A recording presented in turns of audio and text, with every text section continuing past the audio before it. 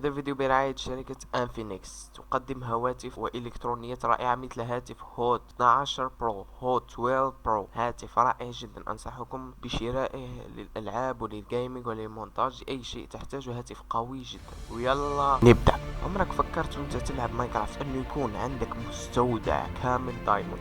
حبيت تكون أغنى واحد في أصحابك؟ في هذا الفيديو افضل نصائح اللي لو طبقتها راح تحصل دايموند بشكل لا نهائي. وليتس جو.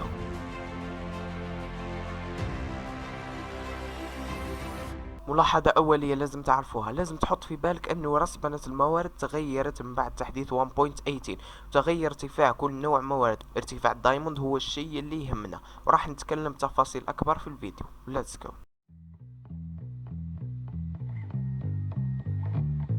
اول نصيحة ومبدئية انك لازم قبل ما تنزل للكهف لازم تجيب كمية شموع كبيرة، لانه الكهوف عملاقة ومظلمة. في التحديثات الجديدة راح تلاحظ انه الشموع تخلص بسرعة، فالنصيحة تقول انك تنزل معك كمية فحم ستاك او اكثر وكمية خشب، وتصير تصنع شموع كلما خلصت لك. يعني لما تخلص الشموع تصنع اكثر، او انك تستعمل بوشن نايت فيجن.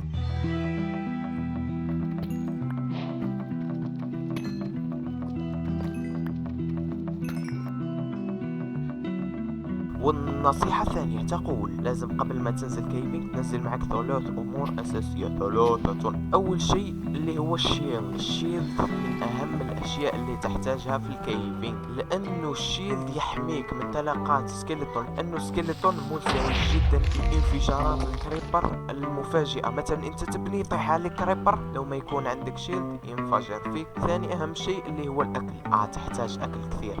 ليش تحتاج اكل كثير؟ لانك راح تمشي وقت طويل، الكهوف عملاقة، راح تبني وتحفر وتكسر وتقاتل وتبحث وتحط وتكسر، يعني راح تقوم بامور كثيرة. لما تقوم بامور كثيرة راح تحتاج الاكل. ثالث اهم شيء اللي هو الواتر باكيت او باكيت الماء، لانك تحتاجه لما تكون عندك لافا، لما تطيح من مرتفعات عالية، يعني تحتاجه كثير. مثلا تكون صاعد تصعد بالموية لما ما يكون عندك بلوكات الى اخره، راح تحتاجهم صدقني. ثالث نصيحة تقول اختر البويم المناسب للكيفنج. وكما هو معروف، إذا صادفت بويم البادلانز أو الميسا بويم أو الصحراء الحمراء اللي سويت فيه فيديو تختيم أنا ومستر إيه، هذا هو أفضل بويم للكيفنج. ليش؟ إنه رسبنة الموارد فيه تكون عالية كتير. يعني مثلا في هذا الارتفاع المعين ألاقي لي حبتين دايموند، في هذاك البويم تلاقي 10 دايموند هناك، يعني رسبنة الموارد تزيد في ذاك البويم.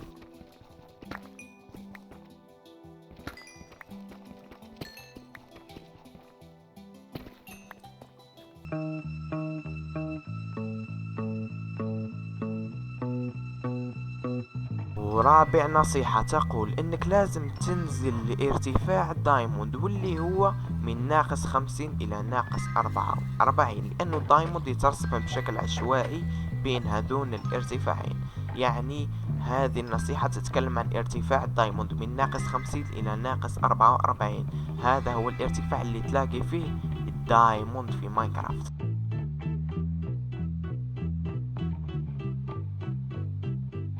النصيحة الخامسة، في طريقتين لتلاقي الدايموند. أول طريقة والأسهل إنك تتمشى في الكهوف، لكن راح تحتاج إضاءة إلا إذا فعلت الجاما أو شربت بوشن نايت فيجن. والطريقة الثانية اللي راح نتكلم عنها الحفر بالطريقة التقليدية، وهي الأفضل لأنك تلاقي كمية دايموند كبيرة مقارنة بالأخرى. لأنه الأخرى لما تبحث على الأقل لو لقيت دايموند راح تلاقي حبة أو حبتين، لكن لو حفرت في الكهف راح تلاقي كميات دايموند كبيرة صدقني.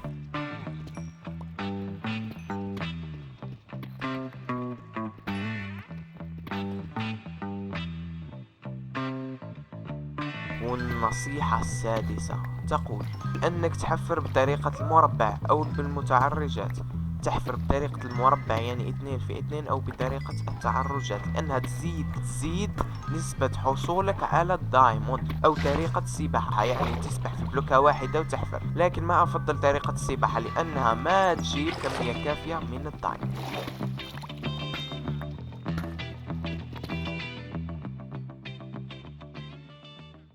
النصيحة السابعة أنك تحفر بهذه الطريقة الأمام، وبعدين تحفر لليمين، تحفر هكا خط مستقيم، وتحفر لليسار خط مستقيم، بعدين تكمل تحفر، بعدين لما تمشي بلوكاتين تحفر لليسار وتحفر لليمين. هذه الطريقة تخليك تشوف البلوكات المخفية حولك، يعني تقدر تلاقي دايموند متخفي حول البلوكة اللي انت حفرتها. مثلا انت حفرت البلوكة هيدي وراها في دايموند، انت لما تعمل هيدي الطريقة راح تلاقي الدايموند اللي متخفي وراء البلوكات، تربح وقت كبير جدا. والنصيحة الثامنة تقول انه بلوكات الديب سليت بطيئة التكسير، فحاول تعمل بيكون تزيد من سرعة التكسير وتربح وقت كتير جدا. لما تستعمل بيكون راح تربح وقت كتير، وصدقني والله راح تربح وقت كتير جدا.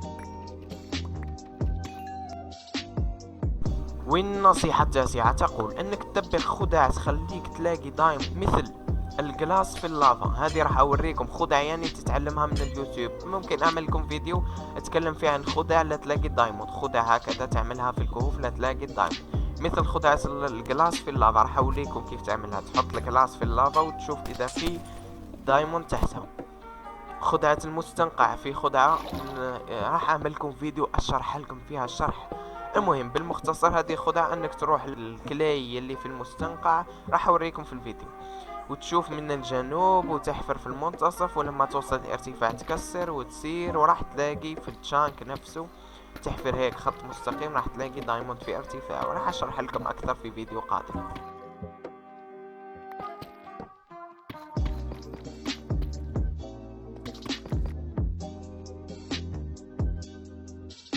عاشر واخر نصيحة يا اصدقاء، سويتها خفيفة ظريفة نختم بها الفيديو، انك تحاول تعطي اصدقائك المنوب دايموند لانهم منوب، لا تكون بخيل، تستمتعوا مع بعض. اهم نصيحة انكم تستمتعوا، انتوا سويتوا السيرفر لا استمتعوا مع بعض في السيرفر.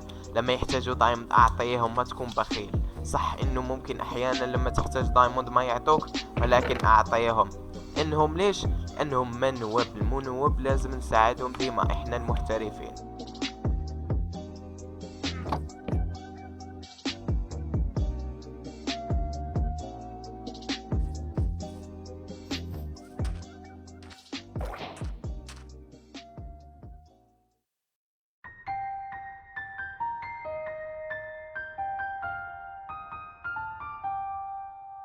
هذه كانت نصائح ماينكرافتية اللي لو طبقتها راح تلاقي دايموند في ماينكرافت. طبقها ورجع لي الخبر في التعليق، وشكرا على وقتك الثمين الذي لا يقدر بثمن.